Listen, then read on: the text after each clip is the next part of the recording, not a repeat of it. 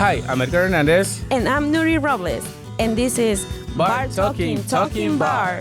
Your access to the heartbeat of New York City's bar and hospitality scene. Hosted straight from the city that never sleeps, we sit down with bartenders, brands and ambassadors, hospitality pros, and cocktail lovers. Whether it's the art of bartending, the hustle behind hospitality, or the wildest bar tales, expect raw conversations and industry secrets. Listen to the people who pour your favorite cocktails and keep the nightlife alive. If you love bars, spirits, and the stories that bring them to life, follow us, share, and subscribe to keep the conversations flowing. The podcast that you didn't know you need. New episodes weekly.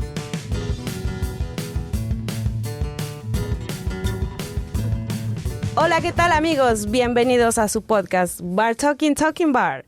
Yo soy Nuri Robles, and we are here with Edgar Hernandez. Thank you so much for tuning back to your podcast, the podcast that your mom told you you should never listen to. And this podcast is about bartending, hospitality, brands, spirits. Lots of info, a lot of stories. So today we are very honored to have a good friend of ours. And when we talk about hospitality, we don't only say, oh, it's a person who comes and sits in front of your bar. It's also the community that we build up outside of the hospitality, right? So we happen to meet this wonderful friend outside from hospitality, but now we kind of like suck him into what hospitality is. He now likes what bartending is all about, what cocktails, spirits. I even try to make my own drink sometimes. Yeah. Let's introduce our friend Danny Tapia. We're very happy to have you here. And as we said, we met Danny as a guest of the hospitality bars and everything. So do you mind introduce yourself to our audience, please? Of course. Well, thank you. And thank you for the honor to have me here and to just, I guess, give my own perspective. I think this is something that, you told me about a few, months ago that you were planning to do. And I was like, oh, man, the fact that they're inviting me in is kind of exciting and cool. I finally get to be part of the circle of the hospitality industry in New York. Where do I start? I think I'm someone that just is passionate to meet people. I think that's always been sort of at the, who I am. I just, I love to meet people from all walks of life. But I guess to give you a little bit more background about who I am, I'm a scientist by training. Yes. I think it's there's a lot of I think we're in different worlds, but I think there's a lot of parallels that Chemistry and all that stuff. Exactly those that right the right kind of sciences. But I was actually Mexican I was born in Mexico, born in the state of Michoacan. Amigos de Michoacan. I'd sing a song every time. But I grew up in a little bit of Mexico. Then I actually, my parents and my brother and I, we migrated actually not too far away from here. We decided to go to Rhode Island. That's, we had some family members there. And then after Rhode Island, we were there for a very short period of time. And then I basically grew up in Texas, but that's where I sort of finished my degrees. That's where I went to school. What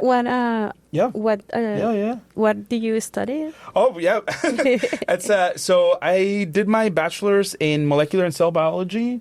And then basically I did a short research intensive year at the University of Texas where I primarily always wanted to focus on vaccine development. I don't know, for whatever reason, vaccine development was always my thing.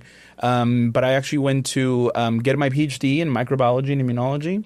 I think that, for me, pathogens were always something that excited me. Something, I don't know if anybody has seen the movie Contagion, but I always say it's like the closest movie that it really inspired me to get in this career. But then after finishing my PhD, in this world, you kind of need to continue further training and get even more in depth into your career.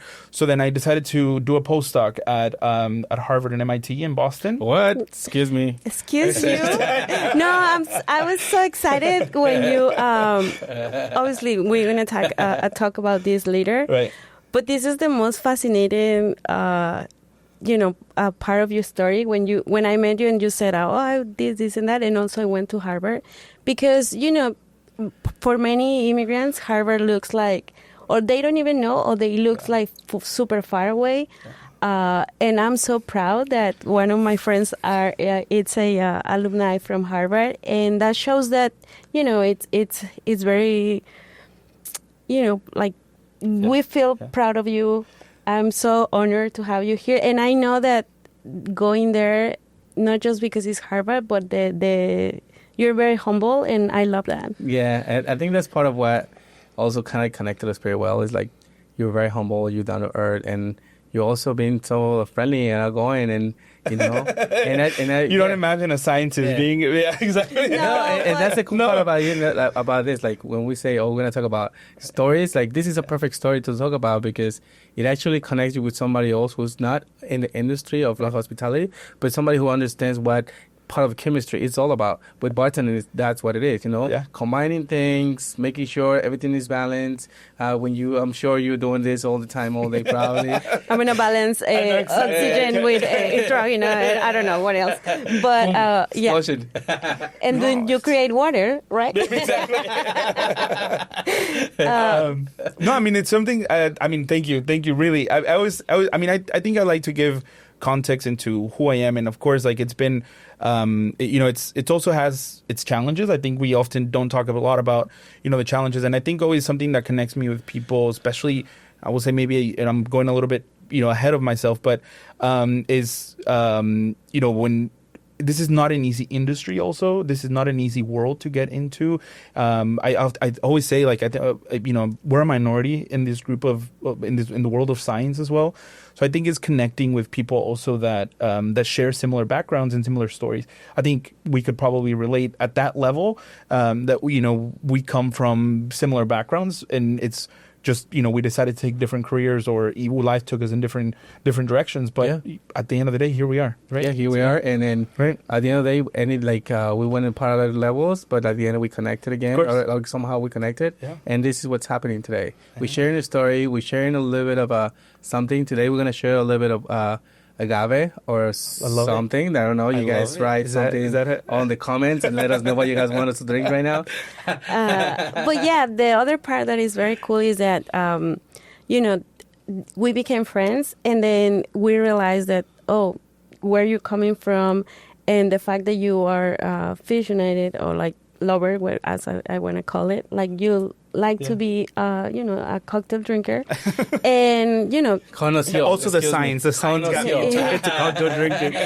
And you're from Michoacan, and we're gonna talk also later about what it's producing in Michoacan. Please. But then we're gonna also ask you a couple of questions, like how did you get into cocktails? Perfect. Yeah. Okay, I mean, I think I always ask myself the same question. I think, to be honest, and I think a lot of my friends are gonna and can attest to this, I actually did not start drinking. So I started my PhD when I was 20. Okay. And so that's a pretty good age. So it's interesting because I remember, when I was in the lab and people would be like, let's go to happy hour. And it's not until my first year where I was like, let's get a happy hour. Like, and I remember my 21st birthday. I think my boss at that time took us out to get drinks, and everybody said, you need to get a Long Island. Like a Long Island iced tea. And I said, what even is that? Like, what is that? Obviously, I'm not going to say what happened afterwards, but... we all have story with Long Island. Not Long Island here, but like Long Island teas in general. But I do remember very early on, I always said, like, I think it's... I think at the end of the day, there's a lot of acquired taste in just in general, like in spirits. And I think especially when you're first being introduced to, new flavors. And I remember I had probably this is 2015, I had a mezcal margarita in a restaurant in Houston. Okay. And I absolutely fell in love with it. I said, this is automatically very different. This is also 2015, it's still sort of the I would say, in sort of the way that I see it, is kind of still the infancy of mezcal, and especially in cocktail. And even at that time, I realized, I mean, in Texas, I think anywhere you go in Texas, you go to a Tex-Mex restaurant and you're going to get the same margarita over and over and over again. But it was not until I had my first sort of different cocktail or something that was well crafted that I was like, I want to know I want to know what it contains in this drink, and how can I reproduce it? That I mean, as a scientist, how can I reproduce exactly what this tastes like? Because it's completely different from any other margarita that I've been able to find in Houston so far. Okay. And so after that, it evolved into it. I think it's always been my inquisitive part. That took me to understanding. I went to a conference in Washington D.C. and I remember some of the more senior people in the lab were like, "Oh, we heard there's this new mezcal bar in Capitol Hill, like where some important government employees would go." And I said, I mean, let's go. And obviously in this industry, there's very few people of especially Mexican descent. And actually my PhD mentor was from Mexico. He was from Puebla. Okay. And he loved mezcal. And he said, "I'm going to take you guys to this new bar that's in Capitol Hill," and it was called Espita. Okay. I think it closed. I tried looking for it. Like when I moved back, it closed. And I remember the first thing that was presented to us was a very short tasting menu. It was three mezcals, and I think it was part of the service, that they wanted to give you an introduction and what you were about to taste. Like it was part of their dynamic, and it was a beautiful bar. I remember the whole bar, the wall behind the bar was full of just bottles, and at the time I was didn't know. I mean, mezcal is something that I knew existed. I knew people drank. I knew, we'll get into it, but I mean, I knew that my hometown in Mexico was producing it, not anywhere near levels that people were exporting or anything like that. But I knew off of it, so I said, "Wow, this is pretty impressive that people have an interest for learning more about what it is." And I remember when the gentleman that was having the service for us told us that he was very passionate about mezcal, and he said, "Oh, this one will be from Oaxaca." And I remember just sort of the normal introduction to mezcal, and I said, I can't believe I don't know more about this. Like, why don't I know more about this? And especially being from a region where agaves are they're wildly in the wild, right? And that's something that I remember just marked me. I said, so you want to be like, I should know because it's part of my heritage. Yeah, right? Absolutely. Mm-hmm. I said, I mean, it's something that I wanted to almost feel like, let me at least know what this is. And then that's when I remember reading a little bit more about it, and I remember reading an article that said that Michoacan was one of the only states in Mexico that has 3 denominations of origin. The western part, like the nearing or bordering with Jalisco, can produce tequila and bottled as tequila, can produce mezcal, and then it can also produce charanda. And and then even then I was like, what is charanda? What is it? And so I think that's how I got started. I think there is that cocktail that really sort of made the difference for me. But also I think just sort of the underlying idea here is that I was curious. I think I've always just been really curious about what I'm holding in my hands, and especially if I'm going to drink, and if I'm going to learn from somebody else, I at least want to be able to know what I'm talking about. To know what about. Yeah. So you also, a couple of days ago, you mentioned to us that when you moved to New York, the first thing you did, you went into a boat and you went into all this celebration of spirits where they had over 100 different spirits, 100 different brands, probably 300 or more spirits that day. And you tasted a lot of different things that were here in New York, but also being in New York City and the city of Manhattan, on the river, actually, on a boat. So tell us a little bit about that experience. Yeah. And also tell us if that also made an impact in you. Of course. No, it totally did. And we'll get into it because I think it's very interesting, and it's just, I think really mezcal does find you. I genuinely think that because I remember right after I finished my postdoc, I never, and I say this genuinely, and I think anybody that knows me, I never in a million years did I envision living in New York City. Never. Wow. I know there's certain people that plan for it, or people that have relatives here that. No, I never. It was never in my plans. I think I could have ended up particularly in the area of science that I'm in. People either end up in Boston or somewhere in California, or even in the Washington D.C. area. I think that's primarily where a lot of people go. But I never in a million years envisioned New York City. But at that time, when I was finishing on my postdoc, it was in 2022, so the pandemic was ending, but it was still things were still quiet. I think people were still sort of finding the way out of the pandemic, and I applied for a few positions in industry. When I mean industry for us, it's going from research in a school or in a university or in a research institution to a private company, right? And so I decided to move to industry, and the best opportunity was in New York City that I never in a million years imagined. So I did tell myself, I actually, right after finishing my PhD and into my postdoc, I never took time off. I always, ever since undergrad, ever since a university, I was always back to back.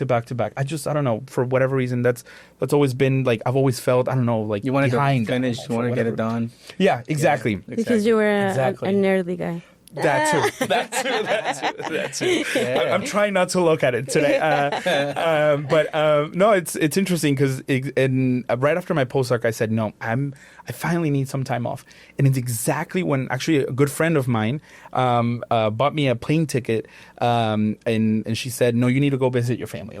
This is the time that can you make your friend our friends? Yes, so we can take a flight. She actually at the time she worked at JetBlue. So hey, Sasha, if you see this, when you see video, please make sure I'm your friend, and I need a ticket to go to my family. Of course.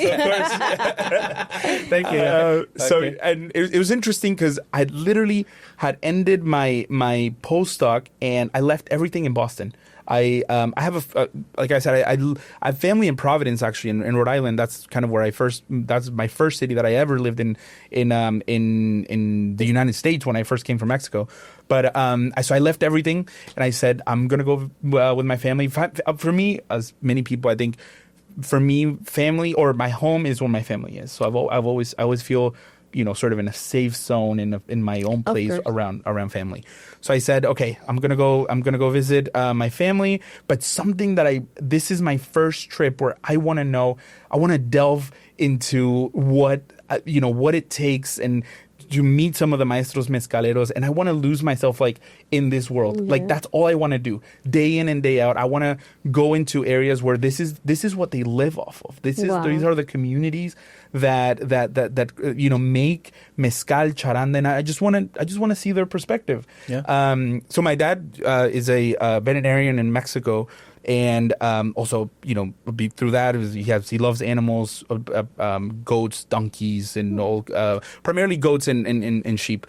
But I think it was also that interest of let me see the sort of the agricultural side of mezcal today, as it is. This was in 2022, so it was well into sort of the some of the highest points of mezcal, right? So anyway, I lost myself in areas of Michoacan that I never had visited before, and I ended up, obviously loving it. I think some of the best experiences of drinking mezcal for me have been with maestros mezcaleros. I mean, they're very humble and they're welcoming their families together. Absolutely.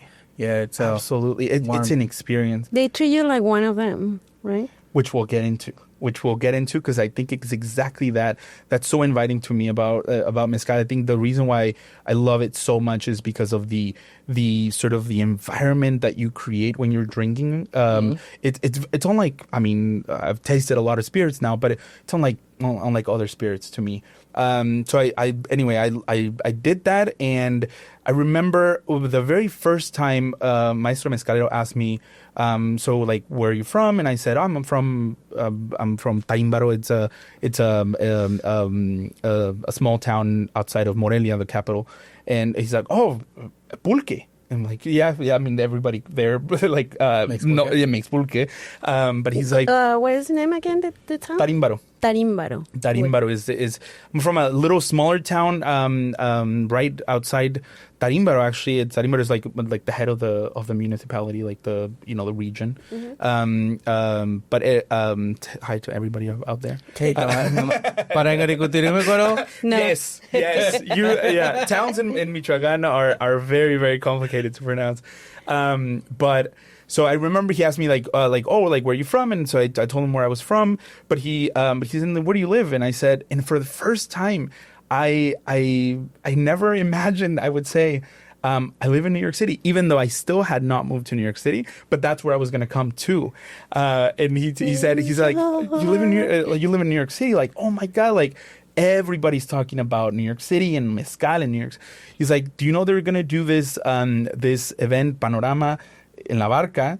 And at that time I was like, no. He's like, yeah, it's a pretty large group of mezcales that they take, and it's more of a tasting experience. And I said, well, I mean, then I looked at the date, and this is what's the craziest part. The date was the day that I arrived in New York, which was. The event was on a Sunday. I'll never forget, because I started my very first day at work was on Monday. So true. Thankfully, at that time there were still sort of remote type stuff, so you could take your first. You could be like on and off. So my orientation was thankfully was virtually. Yeah. But yeah, that's really something that was kind of unique, because I think that. To me now, I think it also speaks about the hospitality of New York. The fact that when I went to this event, not knowing anyone, I think it speaks definitely to the people that I've met here. But I think I was almost welcome as if people knew me for a long time. Right.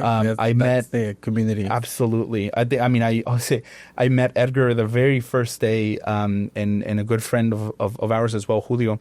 And I think it's kind of interesting how, that event for me sort of marked a beginning in New York, and it also felt like that I had been here for a long time. That's so cool. Yeah. So for whoever doesn't know what is Panorama Mezcal, it's a event that was created by Chema. He was very smart and very also like super cool, that thinking about spreading the word of who are the maestros mezcaleros, not just the brands, but to give a space for also Mexican spirits. And how this also help a lot of bartenders in the community to create another space. And the cool part is that he did it in a boat, in a big boat. Yeah. And it was cool. It was cool because then you get to, drink with your friends, like having this big tasting room. And yeah, definitely that's a big it was cool event. and dangerous. Yeah. It was dangerous because I think a lot of people could probably attest to the fact that I remember after a while, even if you were just sipping on it, even if you were just tasting and sipping, even spitting it out, after a while, I don't know if it's the motion of the boat, if it is something else, but it is quite the experience to have a tasting. Well, that was dangerous because you can get very drunk. No, because we're gonna die jumping into the river, right? Oh, the Titanic! I know. I still I know. And then, so then from that, you started going to Edgar's place, and Julio. I feel like you started going to different bars, and you started exploring, like you said. You were doing research on your own about cocktails ingredients, and you became more into what was that, not only having a cocktail, a margarita, which is a classic cocktail, but then you can also make so many of the variations with the classic margarita. Yeah. I feel like for all of us who are bartending or who bartend for a very long time, right, we are like, yes, this is your classics, but when you start creating other cocktails, there's actually no law. So Yeah. you create anything that you want, even if it sounds weird, but as long as you find a balance, I think that's Right. good. Because, I mean, you can drink anything really. You can eat anything really also.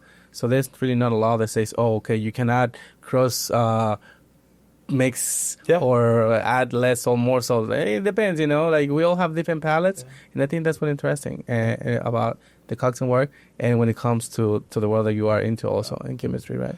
Yeah, I mean, to me, it's also interesting. For example, one of the things that I really enjoy in a cocktail is when I taste, and it reminds me of a familiar flavor. Okay. Whether that is, for example, we were just talking about this yesterday when we were and I was like, this tastes to me like corn, like fresh corn.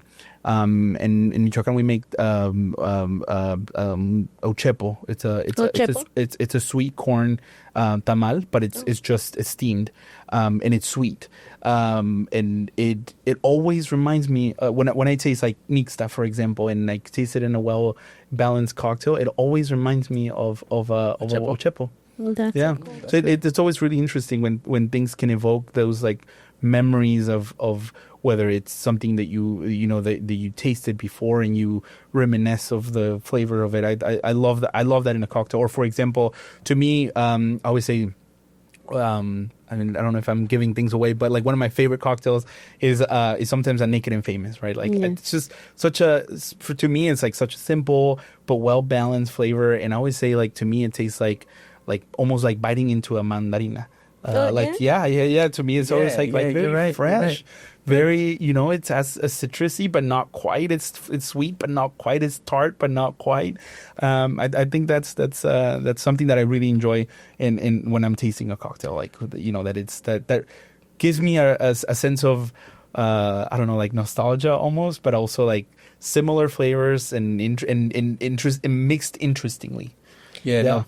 And so we go back, like you went to the La Barca. Yep. You went to work. Yeah. Then you met Edgar, Julio, and then you start like going to different places or. Yeah, it's interesting. Another interesting story also happened right around when I had just started sort of. Yeah, I mean, I've always been interested in kind of knowing the place where you live. So at the end of the day, I mean, now I was able to call New York City home. So it's kind of it's kind of like a duty that we should all just kind of get to know people around, obviously support local businesses and people that have made, you know, wherever. Like, I lived in Galveston for a while, and I always say, like, there's very few restaurants in Galveston that probably don't know me. I think the ones that don't know me is because probably they've opened since I left. But it's just interesting to me that you get to meet people and connect stories. And yeah, of course, why not? I mean, if it's something that you can do when, you know, you're tasting something really interesting or just enjoying food, or to me, something that really, you know, sort of calls me to a place is the kind of service that I get, right? The kind of hospitality, right? At the end of the day, I think that's really interesting. But an interesting one also happened. So I work in Tarrytown, which is sort of north of New York City. It's about, I don't know, depending on traffic, about 45 minutes to an hour. But I was kind of going back to the thing I said. I like to know the place around me. I was like, what are interesting Mexican restaurants here? And I remember I had met the owners of Tobalá in Yonkers, and I still don't know how I ended up going to Tobalá my very first week of work. Okay. And so I went to Tobalá my very first week of work, and I didn't know that that's the week that they opened. Oh, that was one of their opening weeks, and I remember one of the owners approached me, and she said, "Oh, like, where are you from? Like, you seem to sort of know what you're having." And I said, "Oh, I just came back from Michoacan, and that's where I'm from." And she brought out a bottle of Don Mateo, and she left it on the table, and she said, "Here, so you can feel at home." And so that's kind of an interesting story as well. I don't even know if they remember that but they probably do. You know, that's why I always say I can remember my actions, what I did with like if I made you the best day of your life, whatever. That's like if you make somebody feel special that day, you'll remember it. You might not remember the name, but it's there. Yeah. Like, And it's imprinted in also, your brain. I remember I was working one day at this restaurant, and then I dropped the check to the guest, and I pass the card, and I come back, and they have to sign it, right? So then you kind of say goodbye and everything. And I remember they were signing and then say goodbye, blah, blah, blah. And I was a little busy, so I couldn't pick up right away the check. But then when I went to clean the table and I saw the check, it was a little heart, and it says, "You made my day." And I was like, oh my God, it felt so good, because sometimes you are kind of like, working every place, and sometimes you feel like it's a dynamic that you do every day, and sometimes it could feel like a little robotic, and sometimes you are like, you also feel like, I have to talk to people, because otherwise I'm gonna feel like I'm just doing it for robotic. And I'm kind of goofy, so sometimes I kind of like try to make jokes and make people feel like, happy, and I want to see people laughing. Yeah. And just the fact that she did that, I felt like, oh, wow. I felt good, because I, like your ego, like, oh, I did my work. But also I feel so good that the person felt that they kind of like, oh, this is a service that makes my day, Yeah, well, I think it also is second nature when you're trained by a team leader, and they train you. They show you the ropes. They say, hey, this is how you do it. This is how you. So it becomes second nature. And when you welcome somebody, and they feel it, like it's also part of your personality. Sure. Because if your personality is in your personality to be welcoming and warm and friendly and inviting, and when you say something, you make, like you said, you make it feel goofy. It's not weird. Right. Like you make it fun. So they were like, oh my God, I want to talk. Like sometimes they remember your name. Yeah. You're like, what? I don't remember. Like, and those tiny little notes will make your day too, because you make their day, they make you like, oh snap, I have $200. That's it. No, but also I feel like it's as an immigrant, I feel like other immigrants, of course, they could feel like you can live here.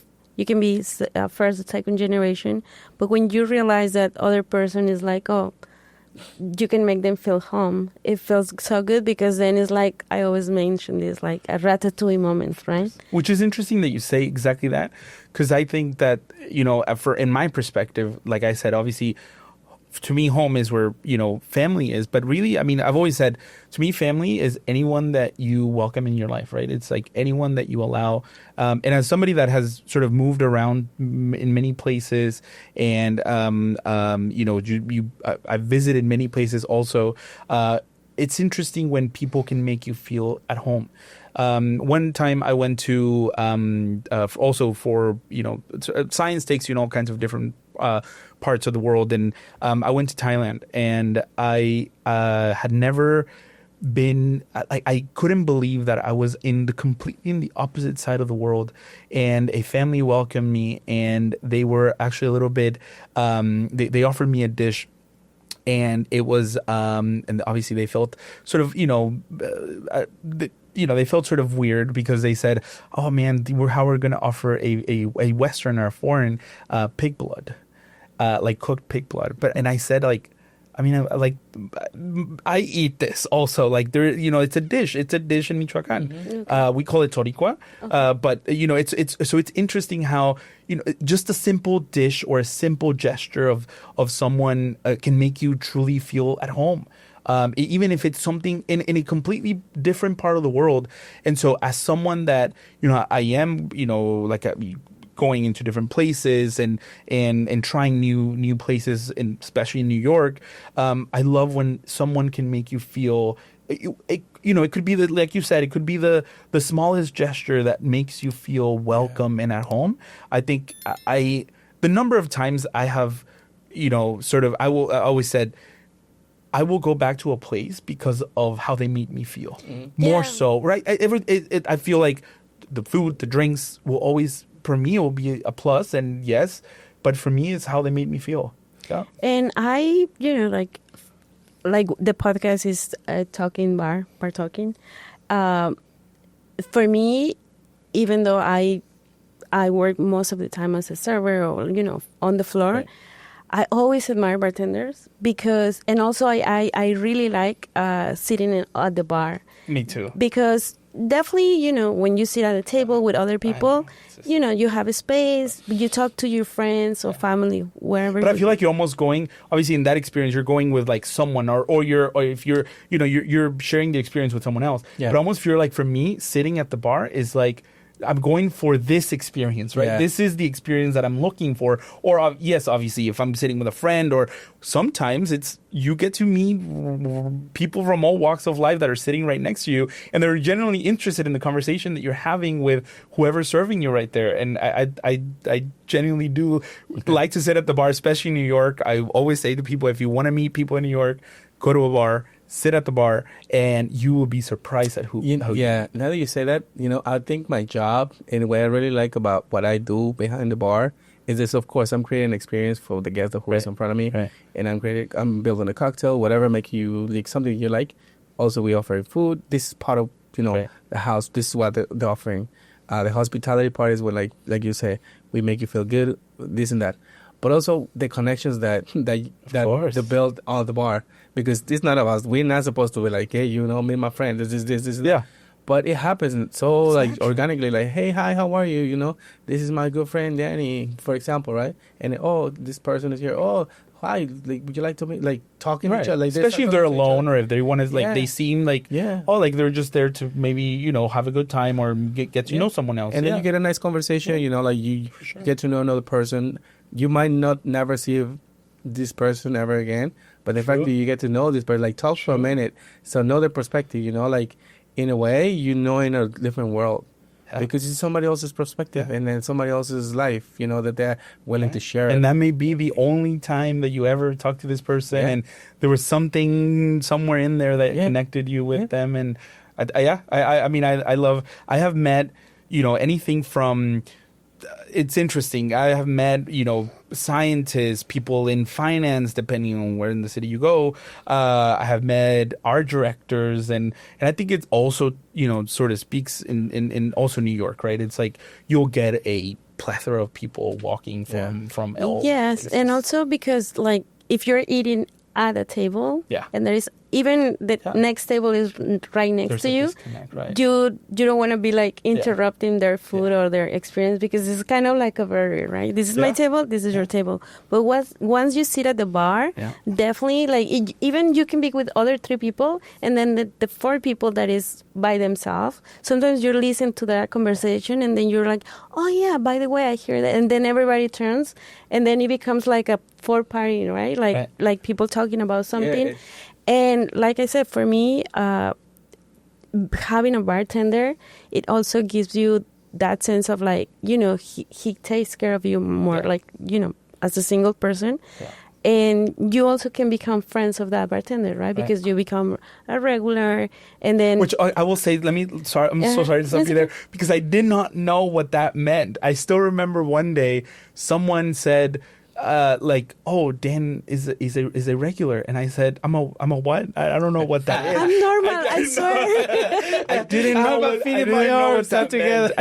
what that meant until I came to New York when somebody called me a regular. That's so cool. That's so cool. Like he's a regular person. I know. I'm like, I am normal. He's not a UFO. He's from Texas, of course. But no, I am a little weird, but I'm regular. Yeah, I think we're all weird about it.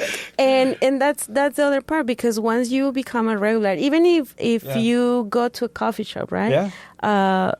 They know you, and then it's like, oh, he doesn't like ice. He likes sparkling water.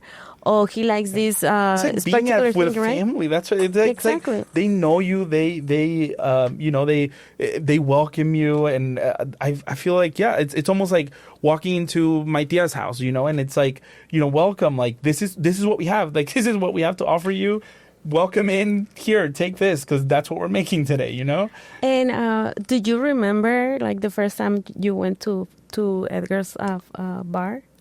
I do remember, especially because to me, obviously, the most impressive part about Freeman's is like the experience of getting in there, right? It's like at first you're like, is this the right You're gonna place? get jumped. I have actually tried to be. I met up with friends there, and they're waiting on the like outside of the alley, and they're like, I don't know if we want to walk in there, and I'm like, Are you sure it's this place? It's completely. Yeah, I was like, once you get to the end, you'll realize like, what safe. you're getting to. I do. So it was that. I think that was the most sort of shocking part for walking in Freeman's, which I mean it's I will say like it's one of my favorite places in New York. I think it's that it sort of detaches you from the city. Like a lot of places you'll hear the sounds, you'll see people walking through and walking by, which is great. But sometimes like if I want to just like feel like I'm in a cabin in Vermont, then I'll go to Freeman's. For me, my experience for Freeman's is like it's a big speakeasy. Yeah. Because definitely you can walk around, you can see stores, you can see other restaurants, other bars. And then once you start walking on the Freeman's alley, you feel like you're detaching yourself for that noise. Yeah. And then once you get there, it's like everything is like super cool that you're like definitely like, the light is kind of dark. And no matter what day, for example, like I think people sometimes, they look at me crazy when I'm like, oh, it's a summer and where are you going to go? And obviously people in the summer, they want to be outside. They want to be able to sit, I don't know, in the street, like in having a Aperol Spritz. I'm like, sometimes I just want to go to Freeman's and have an espresso martini, like and feel like it's 20 degrees outside. Something simple.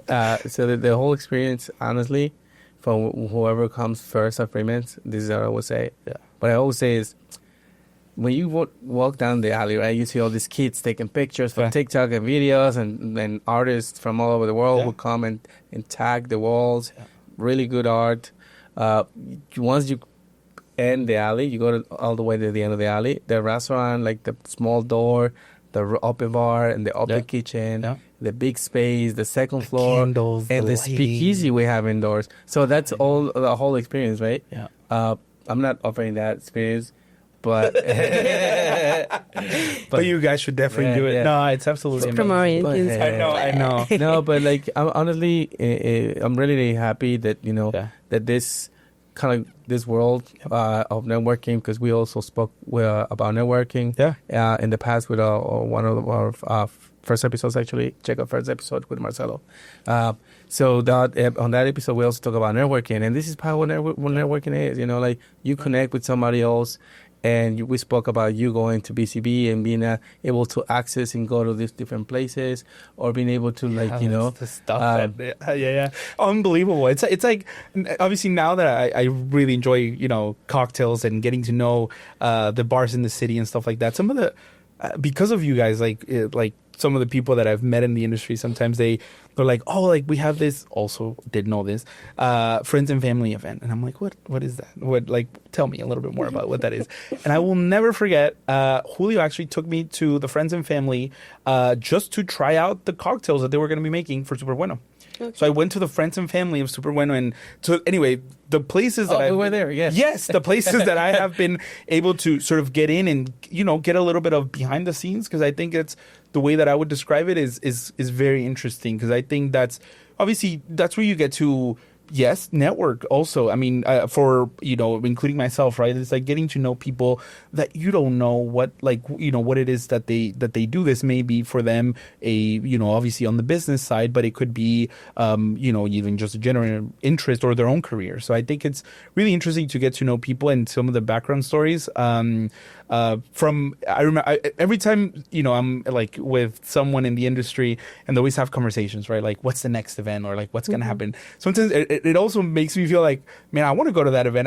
And BCB was definitely one of them. BCB was something that everybody talked about here in New York. It was like, it's like a great place to get to network and get to know people and get to know brands, and especially like the up and coming ones. It's like this is their introduction to New York City, and I was like, that's that's pretty cool. Not only to really get to see where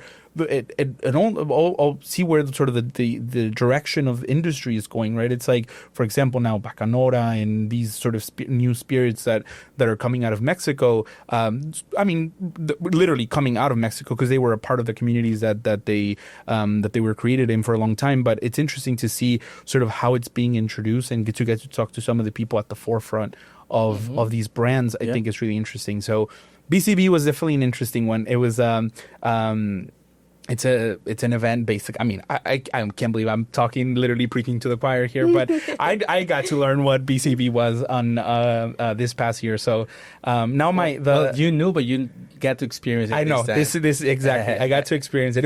It's pretty cool. It's really where you get to see some of the more, for me, some of the new things that people are bringing to the table, right? And BCB basically is a bar convent Brooklyn. It's a convention similar to Tales of the Cocktails, but it's here in New York, and it happens in Industry City, which is in Brooklyn, New York.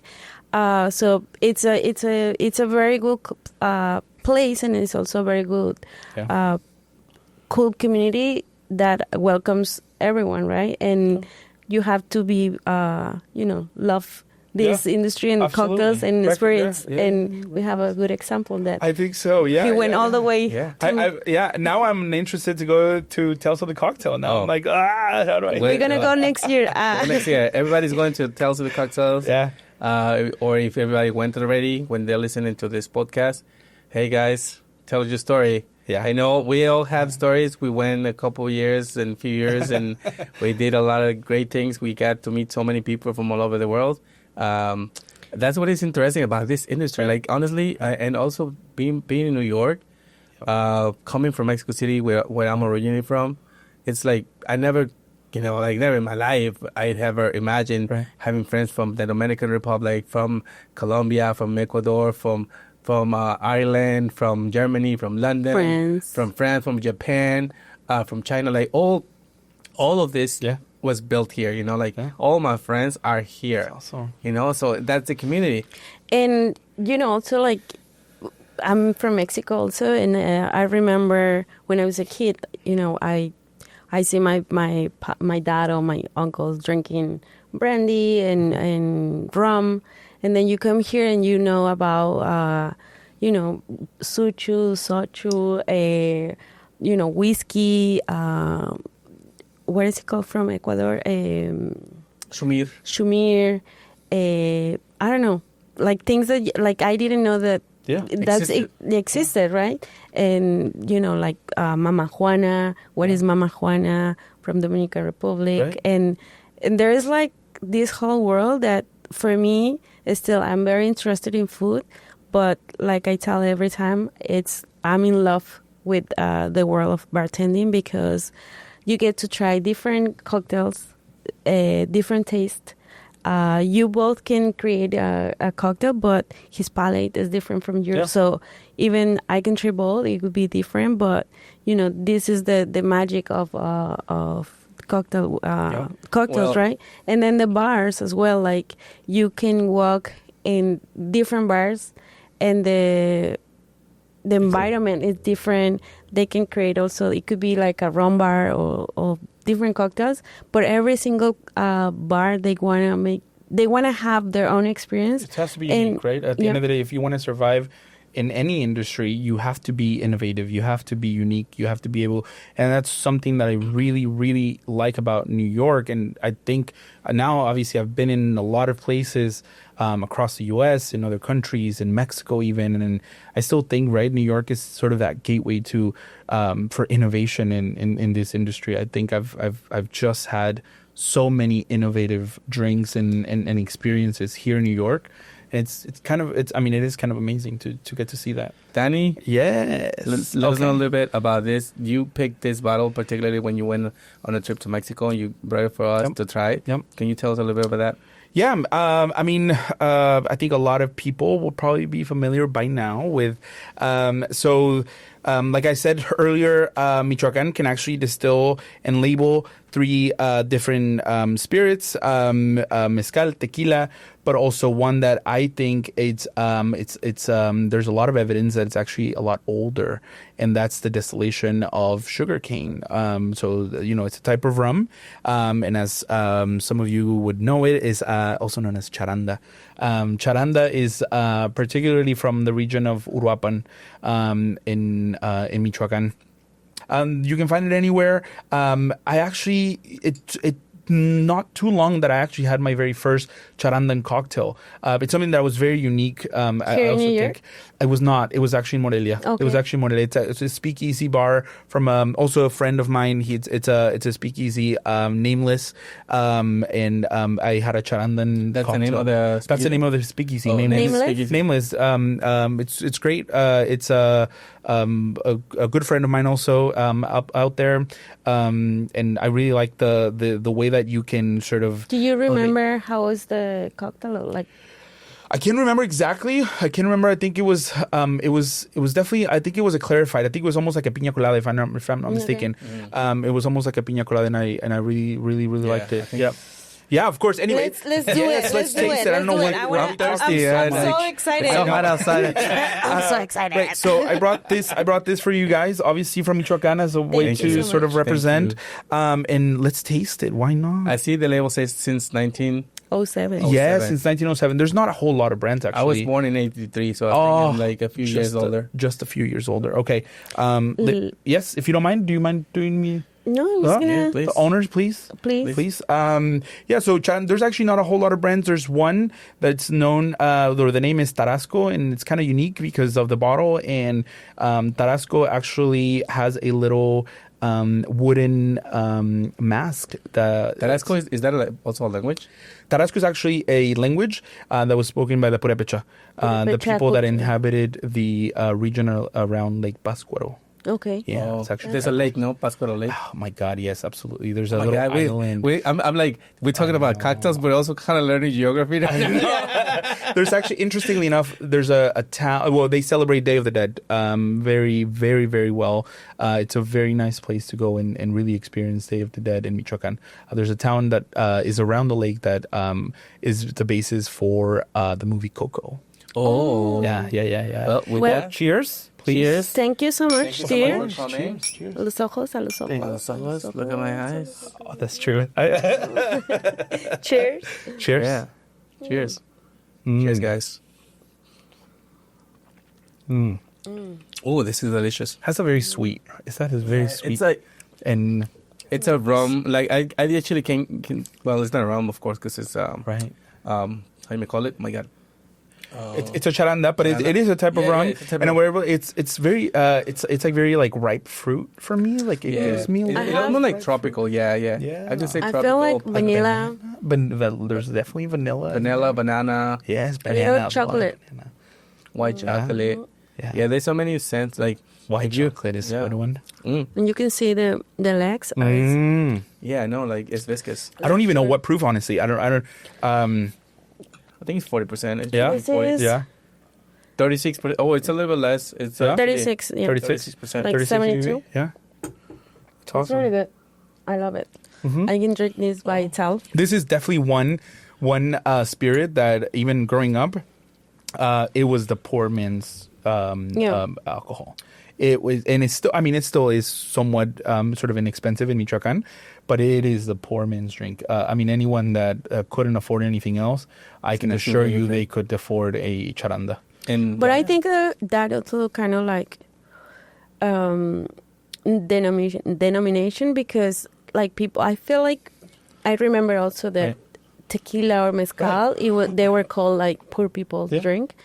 And we ignore that how much tradition, effort, and, you know, like if you think about mezcal, for example, it's not like, oh, I'm going to just cut this tree or plant and then the next week I'm going to have another one. Like, contrary like whiskey, right? It takes time. It's obviously the terroir and everything, but you can make whiskey out of a grain, and you can buy tons and everything. But mezcal, it's I think it's like they say, it's sacred, right? Because waiting for a plant to grow 7 years, and it's only one, you cannot reproduce it. And also like the tradition of like sugarcane in our history of like how they brought distillation to Mexico, and especially like drinking, like having cane sugar in our area. Yeah, I remember my grandparents, when I was a kid, they would drink, even if there was tequila or mezcal, whatever that was, they would call it aguardiente.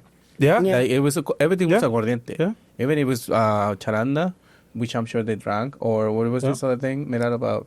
It's not pulque, it's aguamiel. Aguamiel. Mm-hmm. I mean, Aguamiel. it's the raw product for pulque before it ferments. Aguamiel also it was called, or sometimes it's called aguardiente. Yeah. Everything was aguardiente. And that's something, sorry to cut you off, that's something very interesting for me also, that now obviously to see, exactly like we said, beverages that for us they were sort of, the poor man's drink, but to see it in a way, and I will say, I don't know if I've directly told you something like this, but what I really enjoy about you guys, the particularly, some of the people that I've met behind the bar, is how you can really elevate a drink, right? I mean, and by elevate, I mean give it its right place, right? To mix it in a way that brings out the best, but also creates a much more complex flavor palette. Yeah, it's a little like a juxtaposed idea of like having mezcal in New York City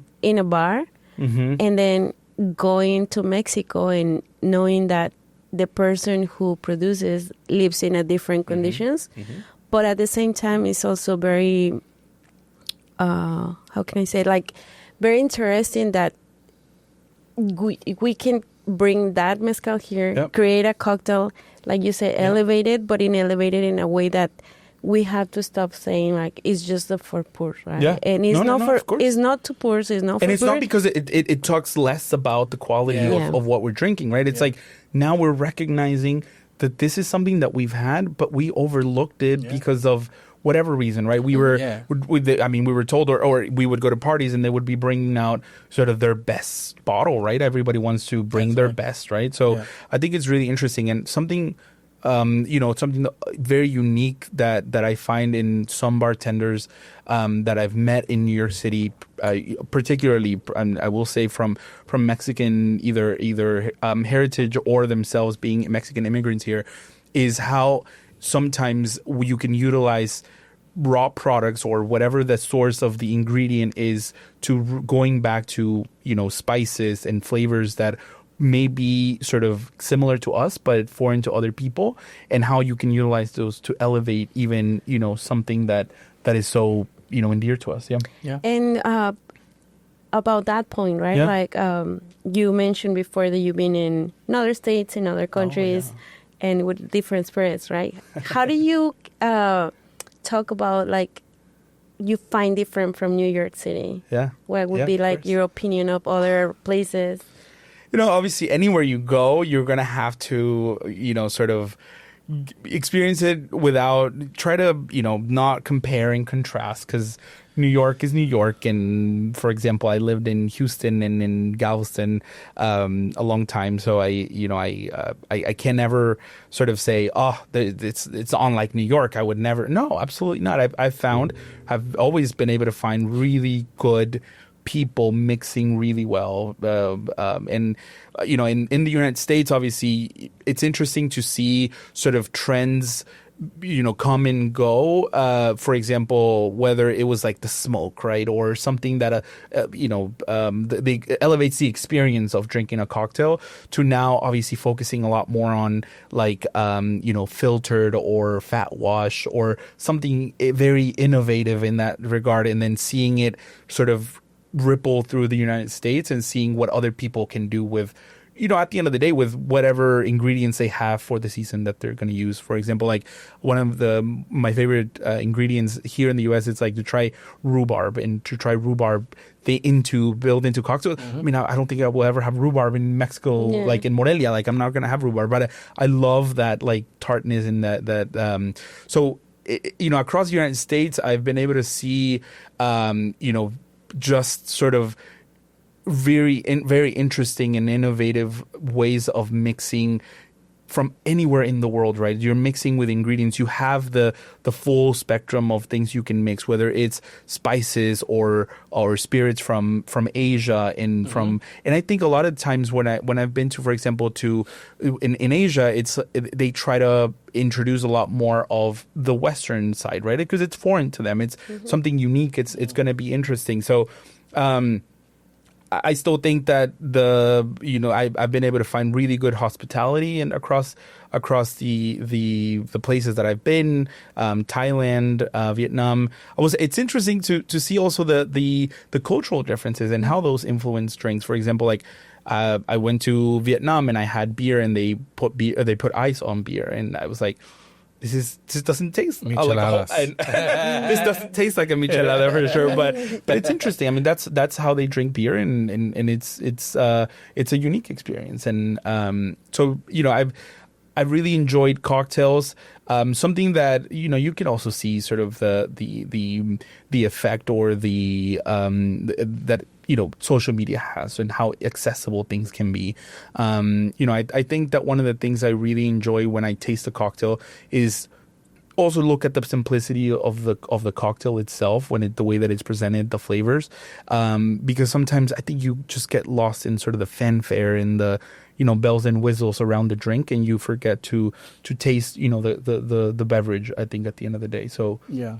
I mean, I've enjoyed both. I've in Thailand, I went to the hotel where what's that movie called with they wake up and they're like what is it called, like hangover when they're in Bangkok, and they wake up and they're in like the rooftop of this hotel. So I was there and I tasted this amazing cocktail with passion fruit, and it was similar to like almost like a passion fruit mojito, but it's also the experience, the place where you're having elevates the cocktail.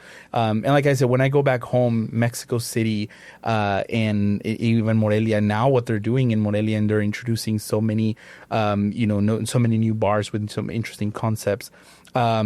I love that. I love that I can, get a taste of local ingredients and beverages elevating, the spirit. I love that. Yeah, we would like to see if we could get some bartenders from Michoacan whenever they come to New York. Absolutely. Actually, I've talked to them honestly about it. I'm like, it would be really interesting to have them here, and then talk about what's happening in Michoacan, because I know everything's happening in Mexico City. Yeah, and I feel we all know, because particularly Handshake is one of the best bars in Mexico City. And everybody's going to Mexico City for that one reason, right? Yeah. All friends that we know and people that is in our circle. It's always like going to Mexico City for that one reason. They all want to try Handshake. I want to try Handshake. We all want to try Handshake. But also, if something it's happening outside of Mexico City, let's go. Oaxaca, I know there's something going on in Oaxaca. Of course. Puebla, people talk a little bit about Puebla, but not as much. But Michoacan is like another thing that is just opened my curiosity, and I want to know more about that also. That's so cool. And we already talked about charanda, the fact that you enjoy drinking with friends or going to bars. What would you advise for people who are afraid to go to the bar by themselves, or like sitting at the bar and saying like, what should I ask? Or like some people love the vodka, and some people think, some bartenders could think like, I don't want to give you vodka, but at the end of the day is, the guest decision to drink. But what would be your advice for this? Yeah, I mean, I think always be curious and keep an open mind, and don't be afraid to ask, what is this, right? Or what is it that, I think a lot of people are sometimes like they are deterred from trying new cocktails because they don't recognize whatever it's getting mixed, or whatever liqueurs are going to be mixed in together. But I think being as open minded as possible, that way you can experience cocktails for what they really are, and you'll be surprised at sometimes. You never know what you can taste in a cocktail, or I think that one of the other really good advices I always tell people is ask the bartender. I mean, they're there almost. I mean, they're there really to help you create an experience, and they're there to create an experience for you. And I mean, that's what they love to do, right? So what is the best source of information than being like, literally like, oh, I like this, and this, and I really don't like this, and that. I've brought a lot of friends over to some of these bars, people that either they tell me, I have, a good friend of mine also, she's like, I don't like matcha, or I don't like certain things. But she had it in a cocktail, and she said, I absolutely love this. So, be open-minded and be curious about what it is that you want, and be, talk to the bartenders. I think that's the best source of information. Yeah. I mean, if you're behind the bar, you have all the information. Yeah. Is there, I always say, like, if you want to experience bars yourself, go like on a Monday or Tuesday or a Wednesday, when it's, now that I also know it's sort of like industry day, right? When obviously things are slowed down for bars, and that's when people in the industry go out and experience all their bars, and that's when they visit their friends. I think I've found very unique experiences those days, because that's when other bartenders are also drinking there, and they're for example, like I met Isel, right? And Isel always asks for a Fernet anywhere she goes, and in the beginning I was like, that's the only thing you drink? And she's like, I mean, like, everywhere I go, like, I'll have my little glass of my little cup of Fernet, and I'm like, okay. And so it opened, like, initially I was like, Fernet, I love it. It's a digestive. It helps you sort of, mellow things. It's not as strong. So it's unique. So I would say really interesting days to go to bars in New York City is on industry days, because you'll get to experience what other bartenders are drinking. That's when a lot of conversations happen as to like, oh, how can we, get a bottle of chartreuse, and I need, I'm running low on chartreuse. Like, where should I get it? And things like this. It's interesting conversations that happen. And I think it's a good idea too, because then you get to know bartenders or people who work in the industry, and then you can discover another bar, right? Because probably you never knew that bar, and then you see the bartender and it's like, oh, I work here, you should come, and they're like, okay, we'll go, and then you go and you find also like another cool place to have a drink. Exactly, right? Exactly. Well, I think it's very interesting. Thank you so much for sitting down with us tonight. Thank you for having this me. morning, however the time it is, you're listening to us on podcast, or you're watching us on YouTube. The bio, I think it's important that we are sharing this story, because it surrounds the bar, of course. As you know now, Danny, it's a dear friend, but it's also he also has a background on chemistry, science, biology. Yeah. He's a doctor. He's humble enough. He doesn't want to say it. But thank you, Dr. Danny, for being here with us tonight. And you'd like to finish with something else, Marie? Yeah, like every single episode, I want to ask you, first of all, I want to thank you, Danny. Thank you. It was a pleasure to hear your story. Thank you so much. I love every time we talk, we have something to make a conversation about. 3 days later. Yeah. And definitely, like I said, thank you so much for bringing us the charanda. It was something that I love it and I appreciate it. And thank you for watching us. And please don't forget to subscribe, share, and comment, so you can tell us, like, if you like it, what would you like to see. And if you don't like Edgar's hair, you can also tell him. Please say it, because it took me 20 minutes to get to this point. Yeah. Thank you so much for watching us. This was Bar Talking Bar. I'm Nuri, and I'll see you next time. Bye. Cheers. Cheers.